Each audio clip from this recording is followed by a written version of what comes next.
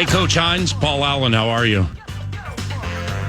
I'm good, Paul. How you doing, my man? Right on. Congratulations on the very cool victory last night. And Gus scored the first goalie goal in the history of the Minnesota Wild. So not only with that, but what clicked so well for you guys last night? And good morning, my man. Good morning. Well, yeah, fantastic for Gus. Obviously, that's a pretty special moment in his career, and obviously for the franchise. You don't see those plays very often, so it's pretty cool that the guys could be part of that. And Gus getting a little reward for how well he's played here early in the season, so that's been great. Last night I just thought, I really liked our mindset going through the first few games here. I think we've dealt with some adversity well, which is something we really wanted to see coming into the season. But I thought our style of game last night was more indicative of how we want to be able to play and continue to build our identity.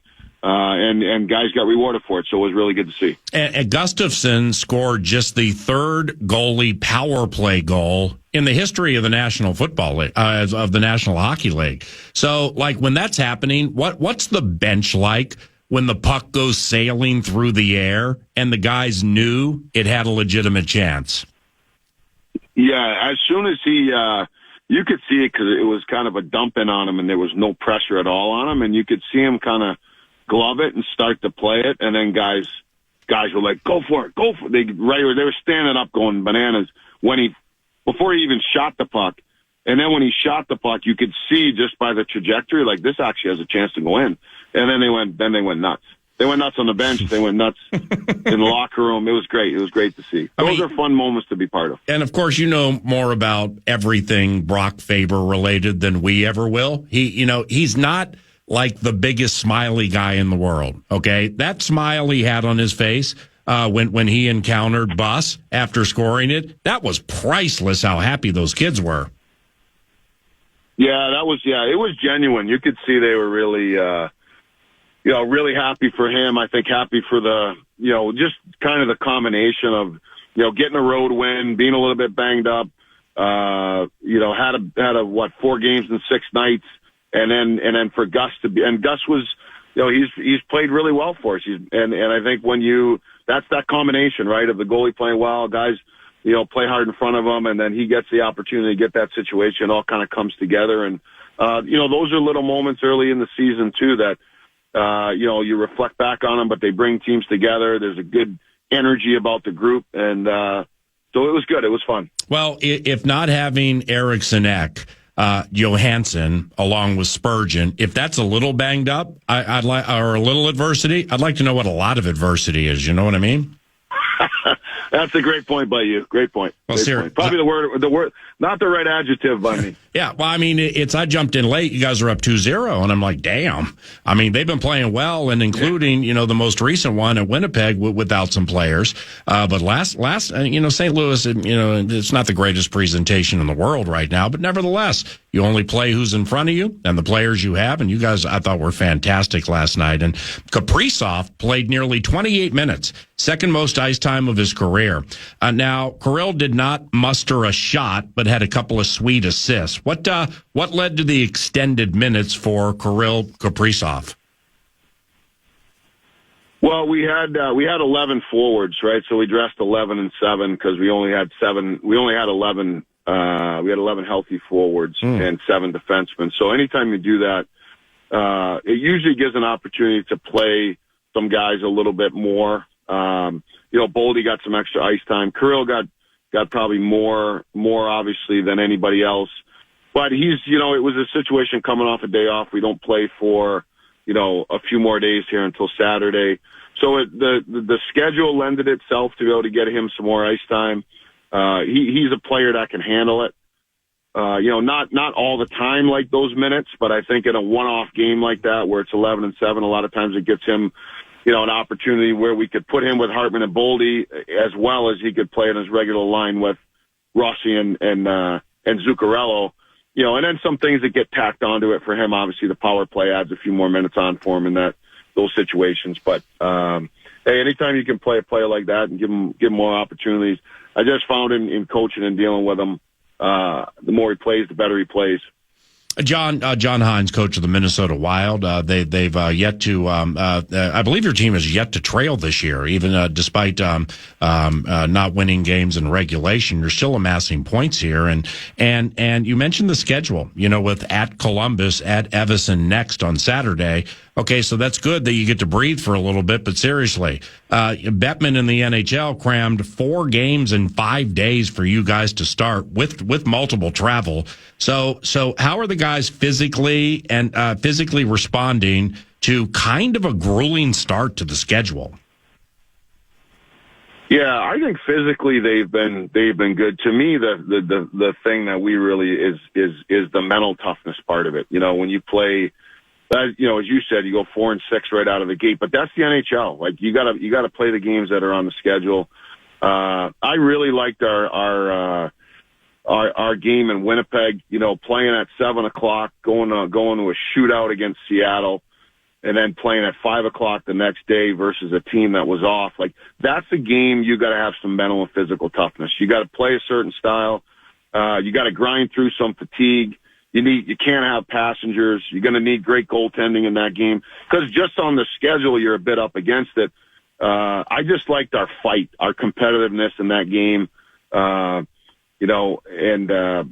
you like to get 2 points. We got 1, and then having the day off and then going back on the road, in St. Louis was good. And now I love the fact too, like we're going back on the road for 12 days. And, this is the big thing we're talking with our group about. Like physically, we'll be fine. We'll have the rest times. We won't overwork them. We got to be ready for the games, but it's that mental focus, the mental toughness part of it. That's what really wins night in and night out. And I've liked it so far. We got to continue to build it. And once again, Coach, for those who missed it, John's team, the Wild, down Eriksson, Spurgeon, and Johansson, and still dusted the St. Louis Blues 4-1 for the final. They were up 3-0 at one point. Do you expect any of those guys back soon, John? Yeah, I think they're all day to day right now. I would anticipate guys, probably after these few days off, looking good for the road trip, but I'll have to see more tomorrow. Tomorrow's a day off. Well, today's a day off for the guys. And then, usually on these days, there's heavy treatments and if they got to see doctors and stuff like that. And I'll probably get some more information a little bit later today. John, Coach, tell us about Jacob Loco. Scored a shorty for you. He's new to the mix. What's good about his game? There's a lot good. One I just love is, one of the things we talked about, in the off season was also, having players with character for sure in our team and in the organization, but also having characters, guys that bring some energy and some personality and some life to the locker room, to the bench, to practice, to having a positive energy about them, and Jacob certainly has that. He's a great, fun to be around, great energy, talks on the bench, delivers on the ice, great skater, plays a North game, really come in. He's done a nice job on the penalty kill, brings some physicality to our team, some hardness there, and he's shown the ability to score, and that's what you need in the league is guys that are, depth forwards in your lineup that bring those attributes, and he's done a really nice job since he's been with the Wild. Boldy and Rossi each have 9 combined. They've combined for 9 points through 4. Assuming that keeps up, how key is that for you guys, and why? Well, it's important. They're 2 younger guys that have very good offensive ability, but I think the big thing is the style of game that they're playing. That's where you need those guys to really continue to grow and mature, understanding who they are, how their skill can be a weapon. But it's not just skilling your way through the game. They're playing quick, they're playing fast. I think they've been competitive on the puck. They've been reliable without the puck, and then it allows their offensive abilities to come out. And, it allows you to put them out as the coach. You trust them. You're playing them in key situations. You're giving them offensive zone starts. You're trying to help them as well, be drivers offensively. And when you can get it spread out in your top 6, and then you get some depth scoring, it makes you a hard team to play against. Lastly here, for Coach Hynes, John Hynes, weekly 9 to noon. We greatly appreciate that. Do you guys come home or spend some extra time in beautiful Columbus, Ohio, like say 4 days at the North Market downtown? No, we're going to go PA. We're going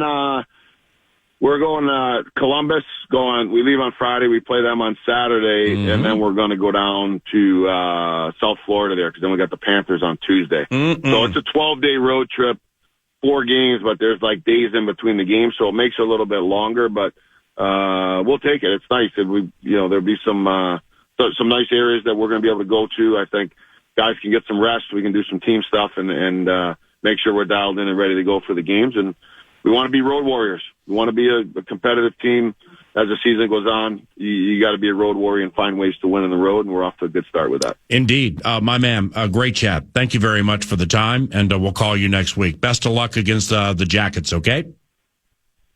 All right, thanks, PA. Talk to you soon, man. Yep, see you. John Hynes, coach of the Minnesota Wild. Road Warriors, yes. Road Warriors, no. Down Eriksson, Spurgeon, and Johansson last night. They get a goalie goal.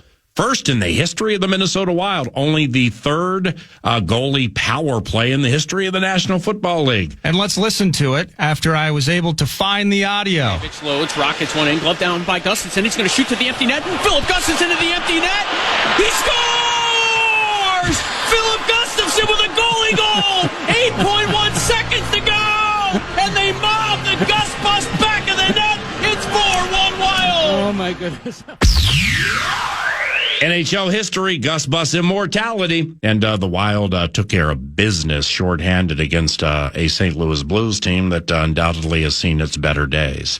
The Minnesota Vikings are enduring beautiful days right now. Team's undefeated, set to take on the Lions this weekend. All the coordinators chatted yesterday during 9 to noon. We're talking about 5 in a row for B-Flow, 5 in a row for Wes Phillips offense, and 5 in a row for Serpo, as in Andrew DePaula, long snapper for Matt Daniels. Coordinator's corner is around the corner, but first. The Fan, along with 2 men in a junk truck, want to give you a chance to put $1,000 in your hand with the National Cash Contest. Go to KFAN.com, enter the keyword credit. You might win $1,000 with the keyword credit at KFAN.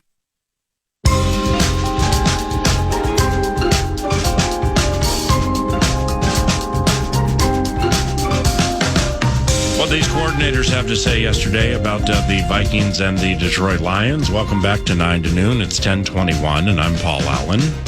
We have a texting and or talkback segment about an hour from now designed for the listening audience, and it does involve the Minnesota Vikings. So if you're hanging out at about 11:20-ish, we're going to lay a topic or topics out there for you, and you can hit the 64686 for the impersonal texting, and or you can leave a talkback at the free iHeartRadio app. Many of you are rote on doing that. That's about an hour from now. Brian Flores yesterday, when discussing the Minnesota Vikings defense against, I believe, the Detroit Lions offense, I only heard part of the soundbite on the social media machine last night. But, I mean, Flores, man, he wears his exactly how he feels emotions on his metaphorical sleeve or on his face. I mean, I referenced the moment after the 49ers game where Flores is chatting with people, Brock Purdy's chatting with people, and then Purdy caught Flores' eyes, and he just wanted to walk up to him and say, "Cool scheme, dude." And Flores, after he got done chatting with somebody, he waited for Brock. So it looked like there was going to be, maybe a little, 8-second conversation, maybe 15, maybe 20, or maybe 8. But all Flores did was wait there for Purdy to say, "Cool scheme, dude," simply so he could see Brian's face. And what a countenance of consternation looks like when it's the individual putting it on you. Oh my gosh. And Flores just got out of there. He just had Purdy look at his face. Brock's face then became super pale because like he had just seen a ghost because somebody just owned him. "Cool scheme, dude." And in the press conference yesterday, there was some question, maybe it's included in the corner, about the Lions offense. And before Flores starts answering this question, man, he got the most confident, wry, cold-blooded smile on his face when discussing, I like to attack fire with fire.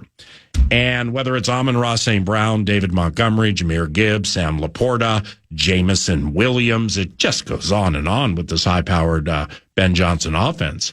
Flores, he had a wry smile yesterday because he likes attacking fire with fire. And even though he's playing the Lions, when Brian looks at his room of defensive players, for it is he who has the pride.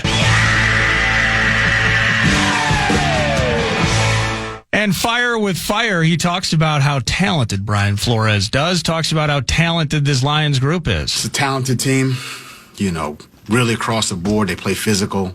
They don't really have a lot of weaknesses. Normally you can, you watch the tape and you say, hey, we're going to attack them here. That's not really the case with this group. So really from the backs to the tight ends to the receivers to the O-line to the quarterback to the play caller, all of it is, high level. They do a really nice job. It'd be a big challenge for us. So got to have a good week of practice. Obviously get back in the swing of things after being off for a week. I'm excited to be at home at U.S. Bank in front of our fans. We need them to be loud. I'm sure they will be. It's a big game, so that's my recap. That's his recap. And you mentioned it, hitting fire with fire, and the fact that this team from top to bottom was going to pose quite a challenge for him, but there's a confidence.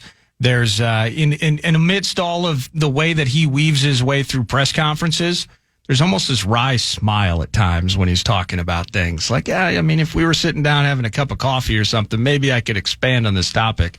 Let's just say that my crew is going to be ready for Sunday against those Lions. And PA specifically, it all starts with Jared Goff. Well, off that, hold on. With Brian and Ben Johnson, it's just knowing how the high-enders, and Brian is a high-ender, a handful of Super Bowl rings, formerly a head coach for multiple seasons in the NFL. Ben Johnson is the cat's ass when it comes to offensive coordinators. I mean, he's getting all the shine of all shine possible to become shiny, and rightfully so. But when brilliant football minds like that meet, there's a point during the course of a season or during the course of a week where Johnson gets tired of hearing from Campbell or people within the building, so are you ready for this? Look here, 4 times in a game, this absolutely is a zone defense. Oh, wait, there's the snap. Now it becomes matchup man.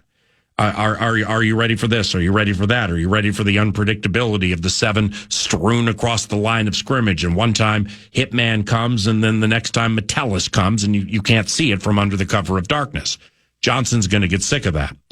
Just like Flores is going to get sick of hearing about the double passes and the resurrected David Montgomery career, or the 3 rushing touchdowns they put on Flores defense last year at U.S. Bank Stadium. So these masterminds up to the game, they'll have respect for their counterparts, Johnson, Flores, Flores, Johnson, but they probably are at the stage now where they're sick of hearing about all of the accolades being achieved by the players and the play callers on the other side. I started talking about this earlier in the week, that this is a mental heavyweight fight between those two, because the Lions have their full complement offensively, and the Vikings should have their full complement defensively. So that's like, here mine, there yours, let's roll it out and see what happens. This is as compelling a coordinator matchup as I can remember in all the years I've done this job. And here he is talking about how tough it is to sack Jared Goff. The Lions, why has Jared Goff been so difficult to sack in general? They got a really good O-line. He gets the ball out quick. The receivers get open quickly. There's obviously a rhythm and a timing that they've built over, a period of time that's, allowed them to, I think he knows where his receivers are going to be. They know that he's going to get the ball to them in a certain place. The O-line knows that, if they're, inside out on this one, he's going to have a pocket to step up in. I think all those things, they're really, playing together as a team. I want to pair that with Andrew Van Ginkel and a quote that I found just a day or so ago about the chess match that they're looking forward to. They got a great scheme. Obviously they got great players, and it's going to be a challenge for us, and we got to prepare. We got to come, and attack this week like it's none other, and we got to really hone in on what B-Flow draws up and what is in the game plan, and we got to play together, and as a defense we got to play as one. The reason that I pair those up is because this defense, with attacking the QB in 2024 PA, has thrived on getting to said quarterback. Well, are the Lions the best offensive line that the Vikings are going to face all season? The Vikings, specifically with Van Ginkel in those pick sixes, have thrived on taking the ball away. And this is a team just a couple of years ago, PA, and we talked about it. First 9 games of the 2022 season, the Vikings defense had 18 takeaways. Love that. That's awesome. 2 a game. Dig it. The final 9 games, 8 regular season and playoff game, the Vikings defense generated a total of 7 takeaways. So a team that thrives on getting to the QB, thrives on frustrating QBs, forcing mistakes, and potentially being able to take advantage of them on the back end. This might be the best offensive line the Vikings will face down the road. How do you see it? Well, I'm going to say it is the best because Kevin O'Connell said it was the best yesterday. And Kevin generally doesn't come out and say the best about something adversarial. Right. So from Decker to Sewell, Decker, Frank Ragnow is top 1, 2, or 3 center in the NFL. Penei Sewell is top 1 or 2 right tackle in the NFL. Decker's top 5 left tackle. So you got those 3 right there anchoring the whole thing. Now, Goff has 9 sacks, okay? So he's taken 9 sacks, 7 in the last 3.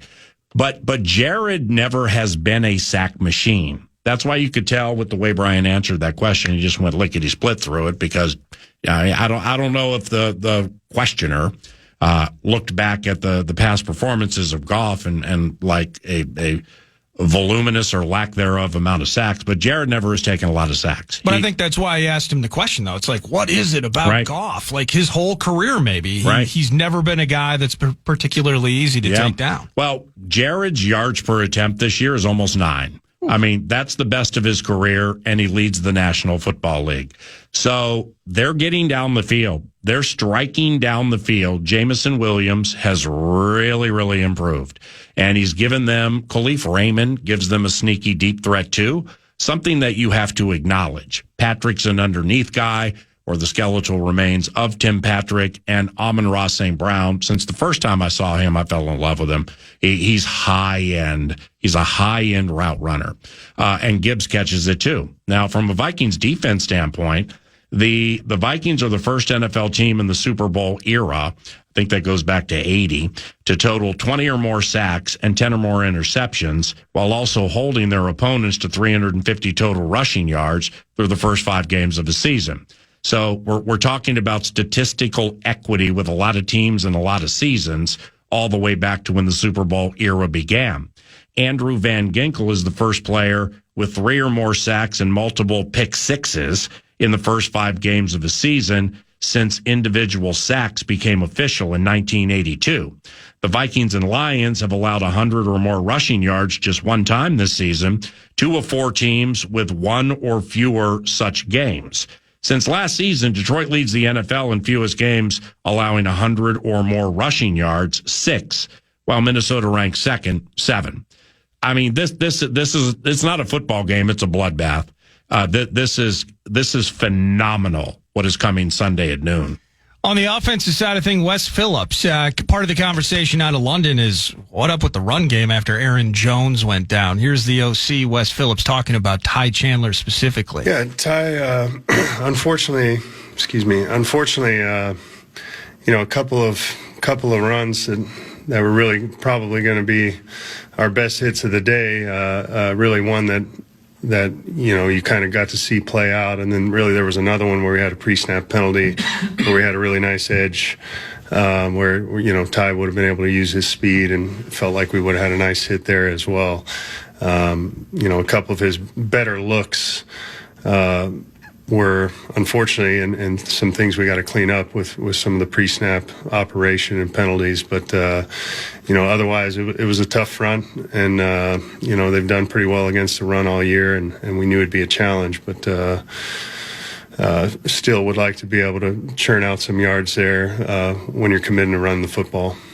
You can't necessarily say it's bad luck, but in some ways it is. PA, he had this run near side. We're going left to right, and he gets the edge, and it's like a 30-yard run, and it's yanked back. I think it was a procedural or a motion call against JJ. I think it was against Jefferson, 5-yard bit. Ruins this beautiful run. Yeah. That's the third or fourth time this year, PA, that a long, specifically edge run with Ty Chandler has been called back on a formation, a hold of some sort. In this case, maybe it was motion or pre-snap. I mean, talk about bad luck. So that doesn't excuse him fumbling the toss, and Sam Darnold's going to have to take the L on the stat sheet for it. But in the end, those moments have been there. We've seen maybe some penalties and some poor execution at times that have taken some of Chandler's productivity off the board. And particularly in London, that play, by the way, puts the Vikings, I believe, in the red zone. And I can't remember exactly how that drive ended. May have been C.J. Ham's touchdown drive for all I remember at this stage. But Ty Chandler, the sub-3 per carry performance, not good enough. But the combination of some of those moments with the Jets have a right to be better against the run than they had been earlier in the season, all of that kind of plays into how we've microanalyzed Chandler's work in London. Right. Well, with Ty, he's drafted, and that first draft for Kwesi Adofo-Mensah, it's been scrutinized and super hard overanalyzed, and understandably so. It's a National Football League draft for the most popular team in town.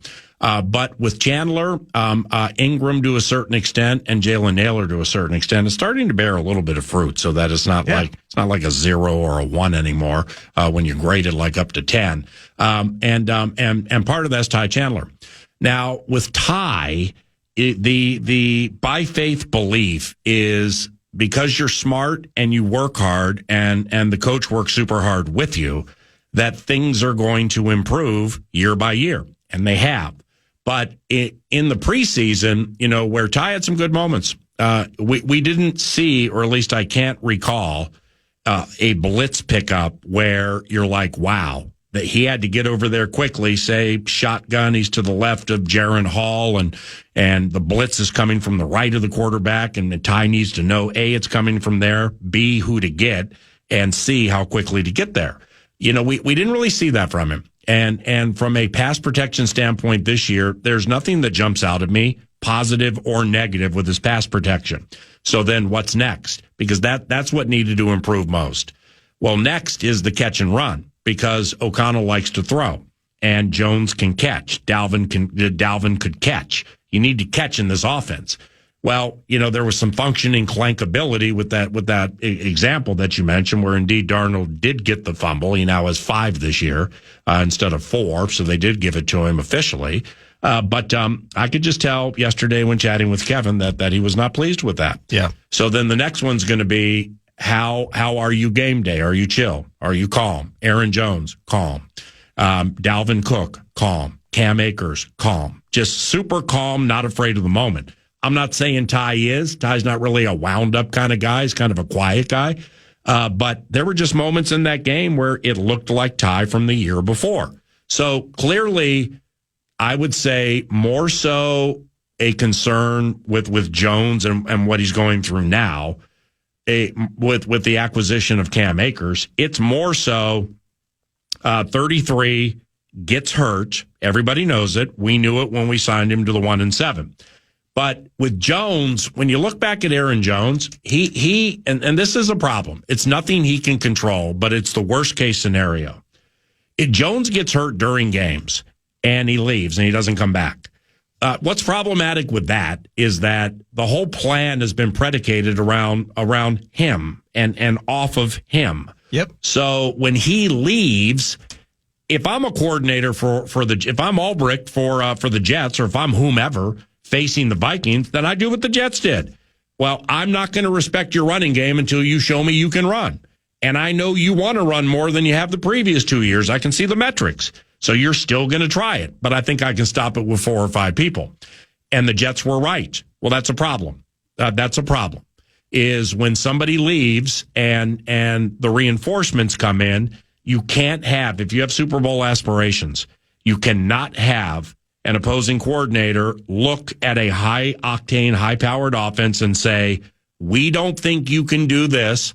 We're going to change our defense because we don't believe you can run. And they're right. They were right. So that's why that's one of like 5 reasons where I'm not a fan of a week 6 bye. Okay, it's super early. Now you got 12 to grind. But there are just 5 reasons the Vikings needed the bye when they got the bye, and this is one of them. And it led to potentially a new backup running back in Cam Akers. One more from Wes Phillips here as part of Coachspeak. Wes Phillips talking about the evolution of Kevin O'Connell, now in year 3, head coach, but year 3 of calling his offense. He's getting better. Just the way, I mean, Kevin just sees the game really well, and I think he's evolved in how he game plans and schemes for a defense, but he's always been a great play caller. He's always just had a good feel for in-game kind of, even when he wasn't calling the plays, in-game kind of what's happening out there, seeing it in real time.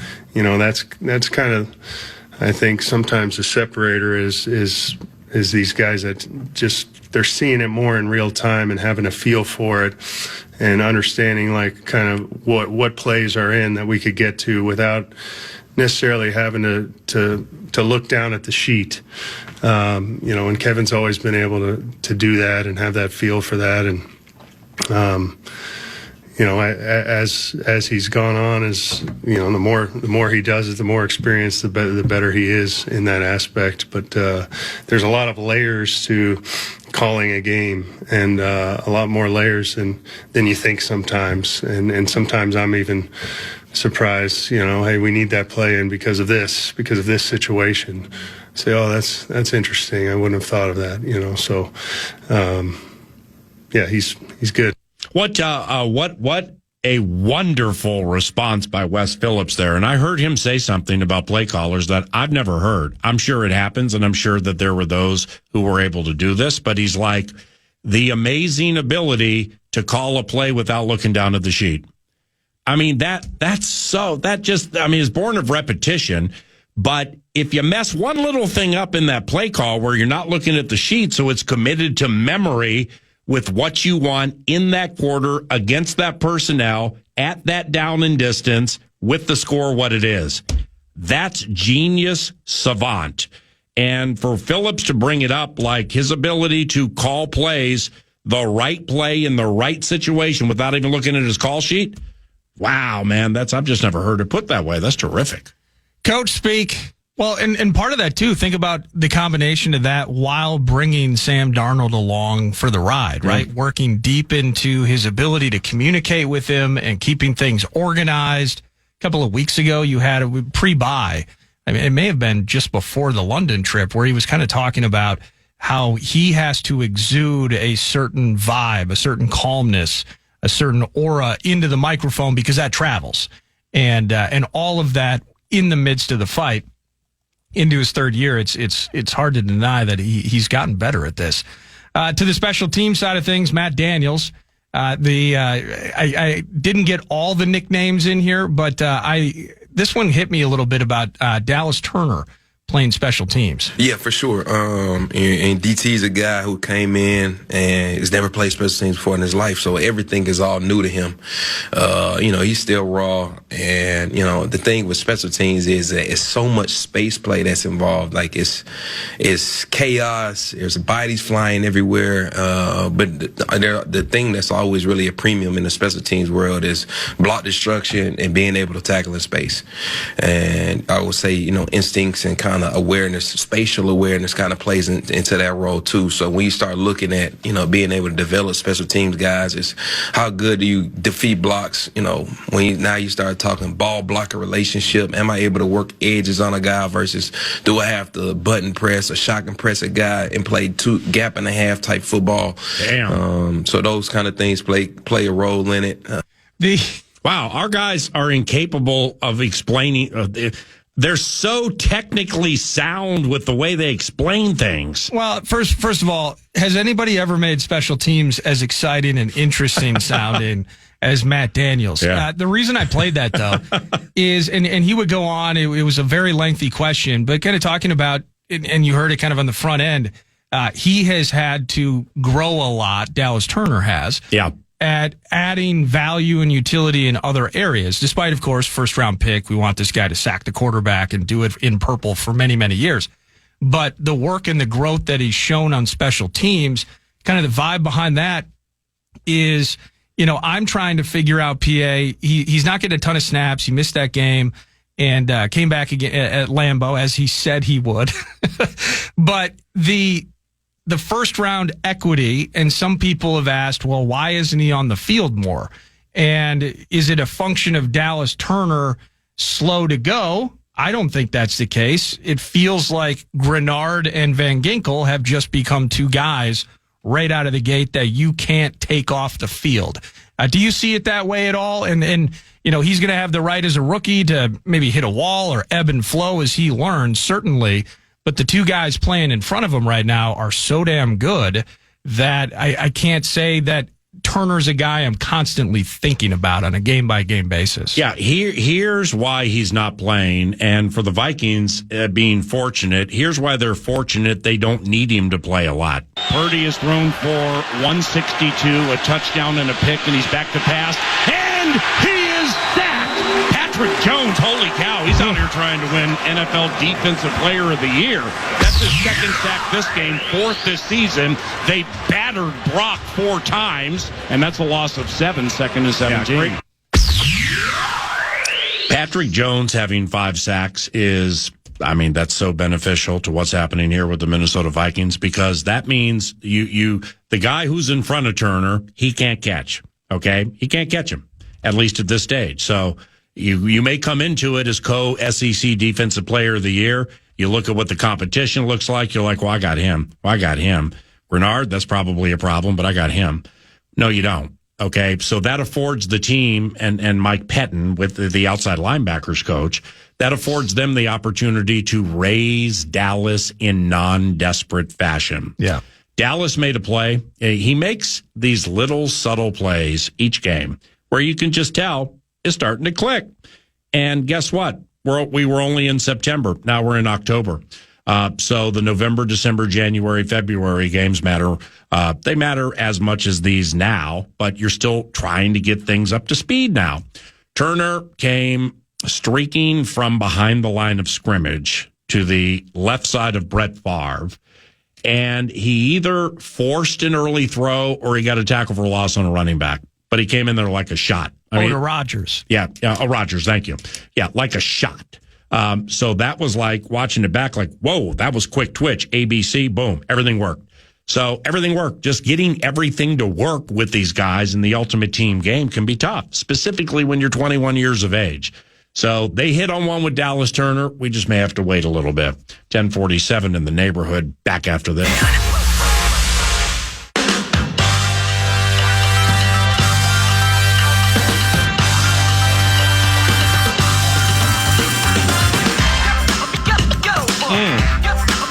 Is that one of the week tracks? It's one of the week tracks, yeah. Damn, that's pretty good. Wow.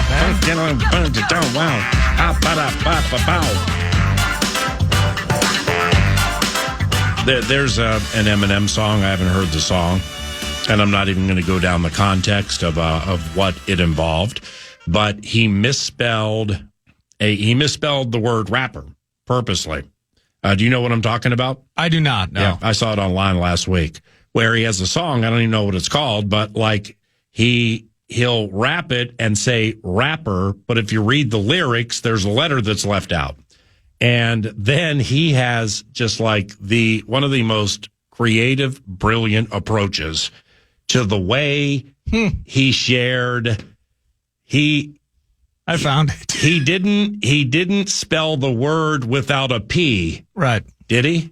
I always love that one. That's elite. Yeah. That's unbelievable how he laid that thing out than the lyrics before or the words before, like what you inside would call a friend in California. And it's, man, holy cow, is he just clever and creative. I've never gotten on board with Eminem, but he is possibly maybe the best lyricist in hip hop in the last 25 years. Yeah, for sure. Certainly well respected by his peers. Ain't no doubt about that. The Minnesota Timberwolves are at the Chicago Bulls this evening, preseason hoops, and the debut of old Julius Randle. Oh my gosh. Above average at that. Julius Randle, the centerpiece of the trade with the Knickerbockers for Karl Anthony Towns. So what are we looking for tonight in Julius Randle? How much is he going to play? Chris Finch joins 9 to noon tomorrow, right out of the gate at 9 a.m. That's cool. Talking to Finchy after the penultimate preseason game and the debut of Julius Randle. Curious to see how that looks. The team's depth, and you can at me on this if you want, or you can hit the impersonal 64686 or leave a talk back via the free IR radio app. It's up to you. If you want to at me on this, Cole, the team's depth is the greatest in the history of the team. The top 8, 9, 10, 11, it's the greatest in the history of Minnesota Timberwolves basketball. And I'm an equity guy. So I remember getting into the likes of Anthony Peeler and Troy Hudson and some things that would take place back when 02, 03, 03, 04. But I mean, if I'm missing something here, somebody help me out. They'll start, maybe not tonight, but like when the season rolls, we're going to go Conley, Anthony Edwards, McDaniels, Stifle Tower, and Julius Randle. So right there, that's a formidable five. Then after that, off the bench, you go Nas, DiVincenzo, Dillingham, Terrence Shannon Jr., Joe Ingles, and Josh Minot is opening eyes. He's going to play. What about Nickeil Alexander-Walker? No, there it is right there. I know I was missing one. Thank you. Nickeil Alexander-Walker. Thank you. So I think he would usurp the Illinois kid simply from a position flexibility standpoint. And Josh Minot had a quote I recently read. I can't remember where it was, but it's like somebody asked him if he expects to play. And he's been playing quite well of late. And he basically laid it out. If you don't play deep, it doesn't matter who you are on this team. If you don't play defense, you're not going to play. But especially Josh Minot. So if you're down with the Minots and the Shannon Juniors and the Dillinghams and Alexander Walker and stuff like that, if you're not playing defense, you ain't going to play. But this has I'm not even going to say it has the potential. This is the deepest Minnesota Timberwolves team that I've seen in my life, which started here in 1998. So now you think about that and where they went last year and what happened against the Dallas Mavericks. Okay, so now they make that trade. DiVincenzo had to be part of the trade because of his three-point shooting prowess, but his defensive prowess too, specifically on the perimeter. There's somebody who told me a couple of days ago, DiVincenzo guards the perimeter the way a young Klay Thompson did. And Klay was a badass when he was engaged, because you got to get these players a little engaged in the NBA these days. It's a long season, man. A lot of travel, a lot of Boo-ray games. And once engaged, Klay Thompson shuts you down. Like old schoolers will remember Michael Cooper for the Lakers, 6 man, and some of those battles he had with Larry Bird. DiVincenzo can be that. So you get that defensive pop against the likes of Luka and Kyrie. Now they've added Claymaker, who had an awful game the other day. It was like 0 for 8, 0 for 9, but he'll get his. So they add there P.J. Washington, somebody that you can't sleep on. And when they made that move last year with Washington, and they got Daniel Gafford to pair with Derek Lively, yeah, Dallas, for my taste, until it's kind of like the Lions, even without Aiden Hutchinson. Okay, the Vikings are undefeated. The Vikings have some metrics offensively and defensively, and with the kicker that look better than the Detroit Lions. The Lions are the best for my taste, the best in the NFC until somebody gets by them. Maybe the Niners. Vikings are in the conversation. In the Western Conference, it's the same thing for me because Luka Doncic is still relatively young. Kyrie's in the second half of his career, but those bigs, Gafford and Lively, and how they impacted games last year. They gave us fits, and just their ability to roll those in waves and such with PJ in the mix. And I don't think PJ gave as much offense in the series as we anticipated, but still, he was tough as nails. Yeah, he'll beat you up. I mean, so they got physical with him. They got physical with Klay Thompson. They got physical with Gafford. And Lively's in his second year. And Gafford young too. So I mean, they can wheel those guys, in and out, each playing about 24 minutes. So yeah, that's the team to beat in the Western Conference as far as I'm concerned, especially with the addition of Klay.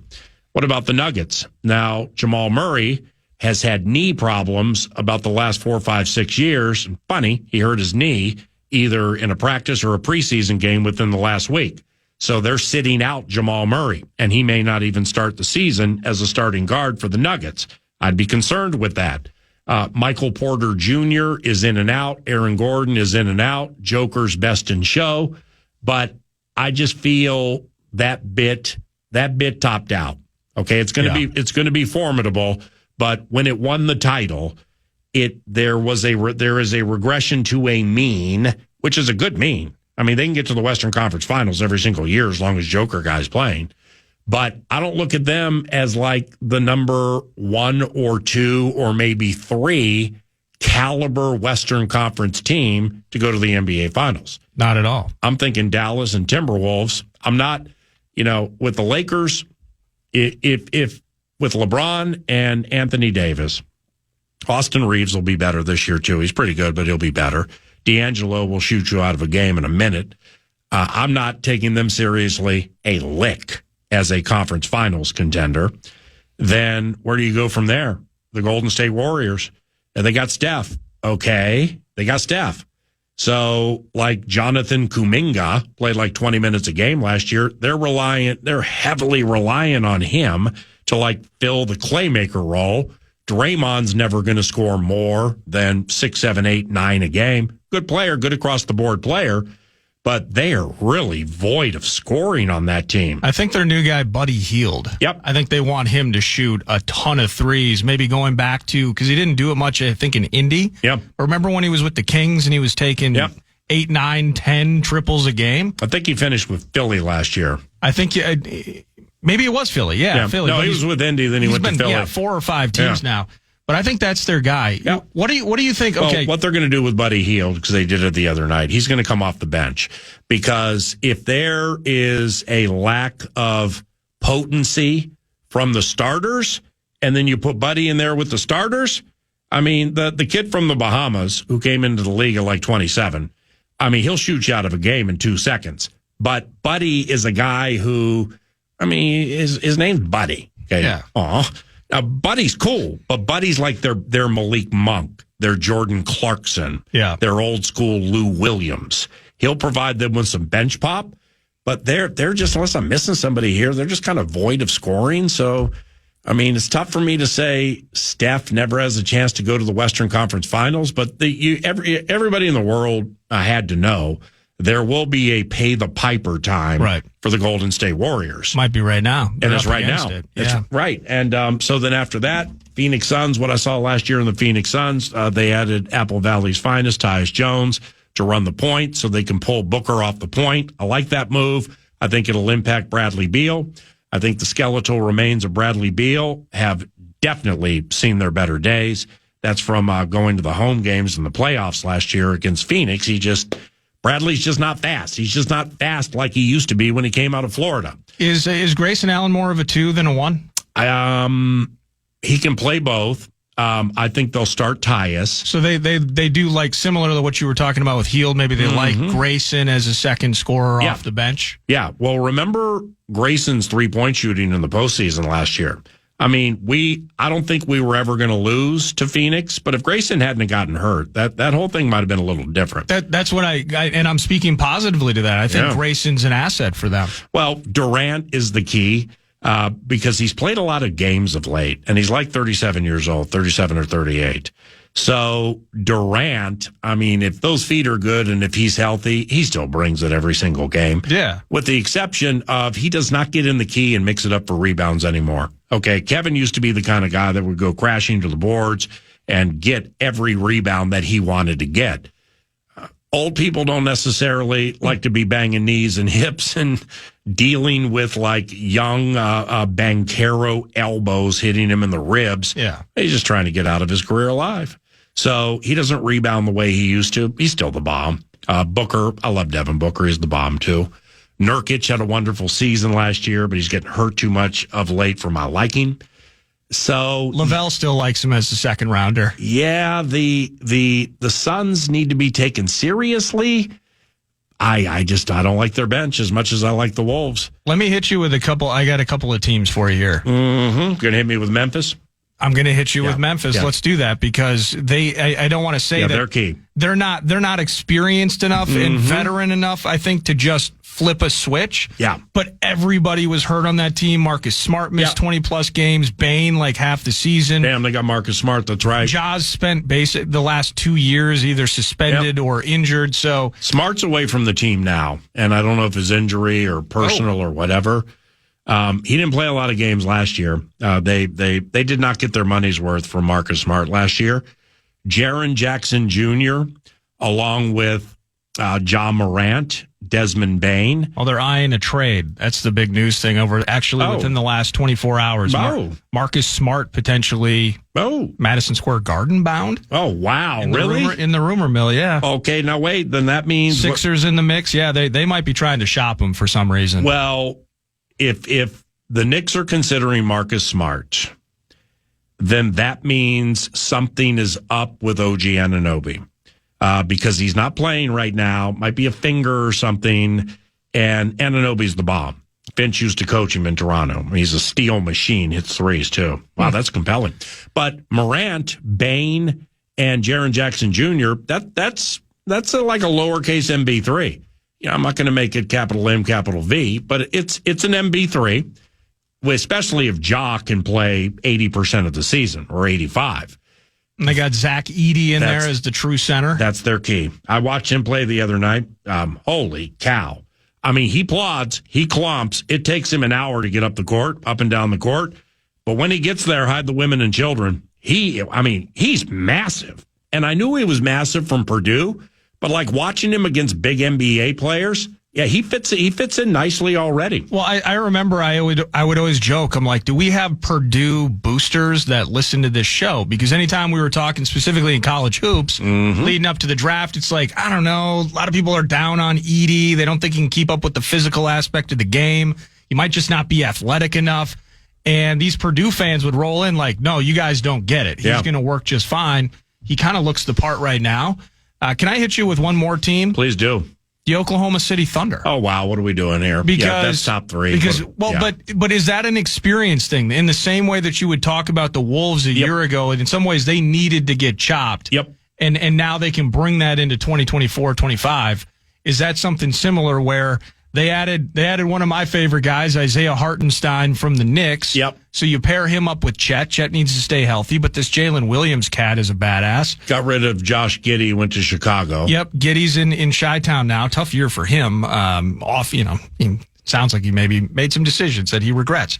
No, that's all behind him, unless something new popped up. You think it? Think it is? Yeah, okay, it is, and it all because I saw in an interview, he got out of his scot-free. Yeah, I know that. I saw in an interview that he talked about that it's been a complete mental disaster for him over the last 12 months or so.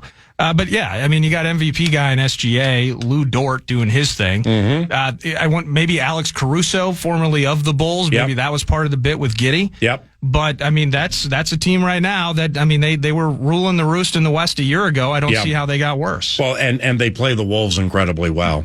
And those are fun matchups. Finch's reverence and respect for their head coach, I think it's Daigneault or something. It's 10 of 10. I like the Hartenstein addition. Jalen Williams is sitting on stardom. That's the big cat with the long hair. He's just very big and wide. He can rebound a little, but he's a shooter. And he is at a point of his career where, like, Edwards took a major step last year. We saw in the postseason, wow, he's truly a superstar here, which he gained, superstar status, Olympic team, whole thing. Williams is not in Edwards' class overall, but he can outshoot Anthony from 3-point range 10 to 10 times. So this Jalen Williams, he's a major key for them. I like that Caruso move they made. He is such a good, scrappy perimeter defender, and he's an agitator. So they were looking to get better with perimeter defense. It's clear by that move. Lou Dort has given Anthony Edwards problems all of his career, corroborated on this radio show by Chris Finch. And then you get the likes of Aaron Wiggins, Isaiah Joe can shoot. He can shoot the eyes out of the basketball, and the other Jalen Williams. So they're deep, and Kenrick Williams too. Yeah, they're deep. Yeah, they're deep. They're nice. Last one for you here quickly. Mm-hmm. The Houston Rockets won like 15 of their last 17 games. They go on that run. You got Ime Udoka, who's a proven good coach. Yep. Van Vliet needs to stay healthy. Jalen Green needs to grow up. Dylan Brooks is annoying, but he's not bad. Yeah. Jabari Smith. Like, they got all these top 5 picks from the last 3-4 years. And Sengun. And Amen Thompson is a guy that really came on towards the end of last year. Well, let's get deeper. Cam Whitmore is one of the strangest players I've seen in the last 10 years. My man plays 13 minutes and scores 20 points, but they don't use him more than 13 or 17 minutes. Doesn't rebound, doesn't pass, doesn't steal, doesn't block. Hits threes like 4 a game. And I think they got that Duke kid, Reed Shepard, in the draft, who's supposed to be just an assassin. Maybe it was Kentucky. Yeah. Kentucky or Duke, but just an absolute assassin shooter. Yep. Well, And they won 41 last year. And the Western Conference Finals, for them, 2% or less. Yeah, I'm with you there. On the come. Meat grinder. And it's easier said than done looking at all that. I mean, Jalen Green can really play. It's looking at all of that talent they have, but raising it together. That's why the situation Conley has created here is just so beneficial. Edwards is still relatively young. Dillingham's 19. Ingles is like 40. Gobert's been around forever. So is Conley. McDaniels hasn't. Reed hasn't. It's a wonderful mesh of those of the elderly variety, those of the middle school variety, and then you got the kids like Dillingham. This is the deepest team in the history of Minnesota Timberwolves basketball, and one that has a bona fide chance to get to the NBA Finals if it stays healthy. That would be money, and here comes some money in a cash thing. The Fan, along with 2 men in a junk truck, want to give you a chance to put $1,000 in your hand with a national cash contest. Go to KFAN.com and enter the keyword grand. You might win $1,000 with the keyword grand at KFAN.